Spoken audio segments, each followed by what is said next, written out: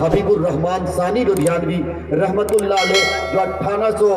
1892 میں جن کی پیدائش ہوئی، پھر اس کے بعد جو جنگ آزادی میں حضرت مولانا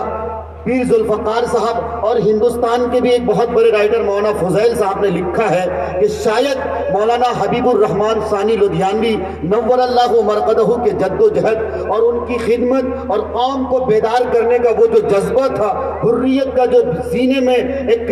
چنگاری تھی، ہندوستان کے مسلمانوں کو نہیں بلکہ ہندوستان کو بچانے کی جو مہم تھی، اور کس طرح انہوں نے ہندو مسلم بھائی چارگی اور پوری دنیا میں ایک امن کا پیغام دیا، پوری دنیا میں شانتی اور بھائی چارگی کی تعلیم دی، انہی کے نقش قدم پہ چلتے ہوئے حضرت مولانا حبیب الرحمان ثانی لدھیانوی رحمت اللہ علیہ کے والد ماجد نے ان کی پرورش کی۔ اور میرے دوستو، آپ سب کو بتانے کی ضرورت نہیں، کیونکہ حال ہی میں میرا خیال ہے 10 ستمبر کی تاریخ ہم لوگوں کے لیے بدقسمتی تھی کہ ہم لوگ شرکت نہیں کر پائے، کیونکہ بہار سے تعلق رکھتے تھے، بہت دور کا یہ سفر تھا، لیکن ہم لوگوں نے جگہ جگہ تعزیتی پروگرام کیے۔ میں صرف آپ کو یہ بتاتا چلوں، یہ گھرانہ وہ گھرانہ ہے جس نے ہندوستان کے لیے خون بہایا ہے، یہ گھرانہ وہ گھرانہ ہے جس نے آزادی کا لفظ، آزادی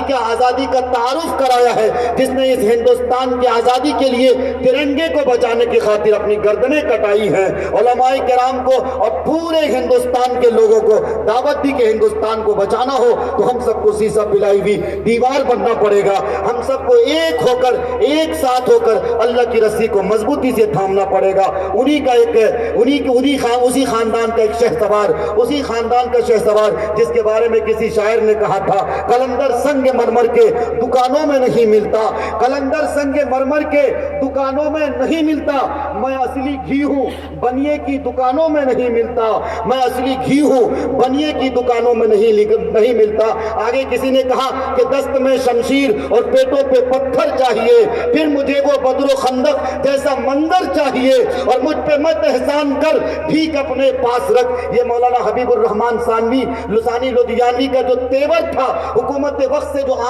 آنکھوں میں آنکھیں ڈال کر بات کرنے کا جو ہنر تھا، وہ ہنر میں آپ کے سامنے پیش کر رہا ہوں کہ دست میں شمشیر اور پیٹوں پہ پتھر چاہیے، پھر مجھے وہ بدر و خندق جیسا منظر چاہیے، مجھ پہ مت احسان کر بھیک اپنے پاس رکھ، مجھ کو اپنا حق بزورے تیغ و خنجر چاہیے، مجھ پہ مت احسان کر بھیک اپنے پاس رکھ، مجھ کو اپنا حق بزورے تیغ و خنجر چاہیے۔ اور یہ امیر شہر تو محلوں میں جا کے گھس گیا، حکمرانی کے لیے کوئی قلندر چاہیے، یہ امیر شہر تو محلوں میں جا کے گھس گیا، حکمرانی کے لیے کوئی قلندر چاہیے۔ بہرحال اللہ تبارک و تعالیٰ نے وہ قلندر حضرت مولانا حبیب الرحمان ثانی لدھیانوی نور اللہ مرقدہ کے صاحبزادے کی شکل، یعنی حضرت مولانا عثمان صاحب دامت برکاتہم العالیہ کی شکل میں ہم سب کو دیا۔ ہم سب کا بہت بڑا سرمایہ ہے اس لدھیانہ، بلکہ میں کہتا ہوں ہندوستان کی آن بان شان کی شکل میں ان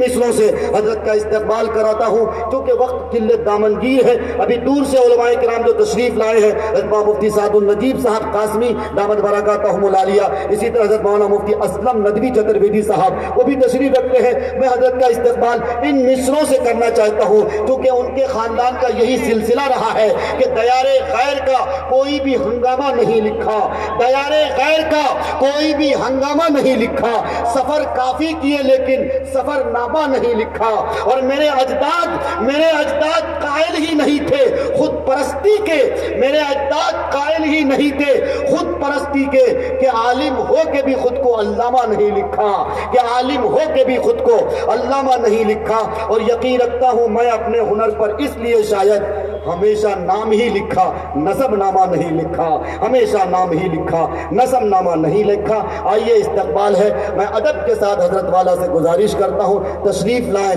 اور اپنے خیالات کا اظہار ہم سامعین کے لیے اس وقت ملک ہند کے جو نازک حالات ہیں، جو کہ آپ بھی والد ماجد کے نقش قدم پر چلتے ہوئے لوگوں کو بہت اچھی نصیحت کرتے ہیں۔ ابھی حضرت مولانا کلیم الدین صدیقی صاحب دامت برکاتہم العالیہ کی رہائی پر جو آپ کا تبصرہ ہوا، کچھ لوگوں نے कड़वा तबसरा किया, लेकिन मैं सच्ची बात बताता हूँ, जिनके पास फिक्र है, जिनके पास आला ज़र्फ है, जो तंग नजरी से हटकर आला, जो तंग नजरी से हटकर कुशादा